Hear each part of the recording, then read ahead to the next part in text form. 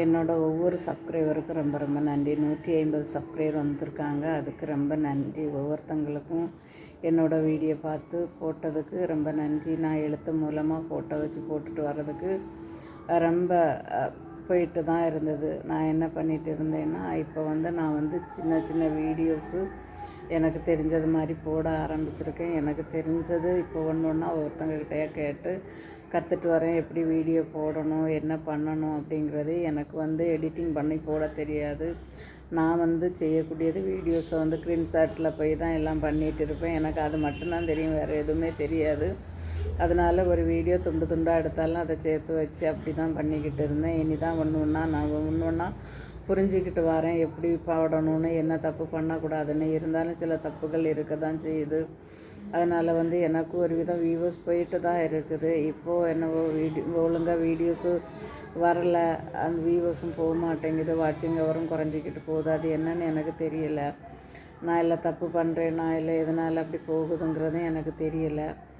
ஆனால் என்னென்னா, இந்த கதையில் வரக்கூடிய ஒவ்வொரு கதையும் என்னோடய கதைகள் தான். நான் இதில் ஒரு கதை போட்டுட்டு இருக்கேன்.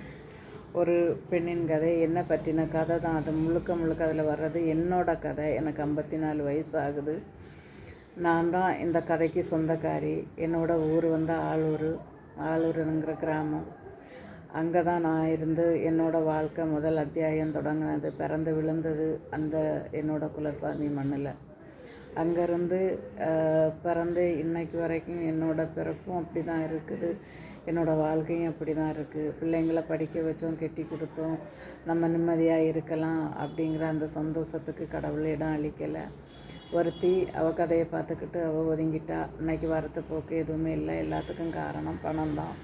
பணம் இருந்தால் தான் உறவுகளும் இருக்குங்கிறது நன்மை. இப்போது நான் இருக்கிற இடம், நான் சரியாக ஒரு இடத்துல குத்த வச்சு இன்னும் இருக்கவும் முடியலை. ஓடிட்டே தான் இருக்கேன். ஓடி ஓடி ஓடி ஓடி ஒவ்வொரு இடமா ஓடி தான் பார்க்குறேன். ஆனால் நிலையான எந்த ஒரு இருப்பிடமும் எனக்கு அமையலை. இன்றைக்கி என்னோட ஒரு இரத்த சம்பந்தமும் கிடையாது. பேச்சுவார்த்தையில் பழகினது. நான் சில உதவிகள் அவளுக்கு செய்துட்டு வந்தேன். நான் தொட்டால் எதுவுமே விளங்காது. அதே சமயத்தில் அவங்களுக்கு அடுத்தவங்களுக்கு நான் செய்து கொடுக்குறது எல்லாமே அவங்களுக்கு பெருசாக போய் முடியும். என் வீட்டில் மட்டும்தான் எந்த ஒரு கதையும் நடக்காது. அவங்க தான் எனக்கு எல்லா விதத்துலேயும் உதவிட்டு இருக்காங்க. என்னோடய நோய்க்கும் நான் இன்றைக்கி ஒரு கேன்சராக இருக்கேன். 10 நாள் படுக்கையில் கிடந்தாலும் அவங்க தான் எனக்கு உதவி பண்ணுறாங்க. ஒவ்வொரு கதையிலுமே அவங்க தான் பண்ணுறாங்க.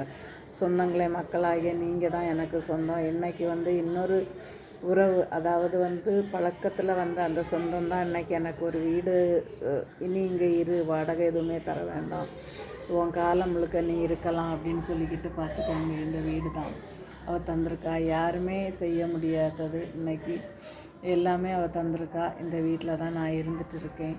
என்னோடய வீடும் இந்த வீட்டில் தான் இருக்குது. நான் ஒவ்வொரு கதையுமே இந்த வீட்டுக்கு வந்த பிறகு தான் எனக்கு சில கதைகள் புரிய ஆரம்பிக்குது. இவ்வளோ நாளும் ஓடிக்கிட்டே இருந்தேன். ஓடி ஓடி ஓடி தான் இருந்தேன்.